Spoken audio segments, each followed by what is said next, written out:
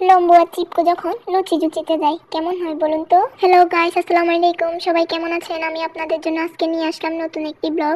আজকে আমরা দুই বেস্টি মিলে নতুন একটি রেস্টুরেন্টে যাব, তা আপনাদের সবার সাথে শেয়ার করব। আমি আর আমার বেস্টি তার উদ্দেশ্যে রওনা হলাম।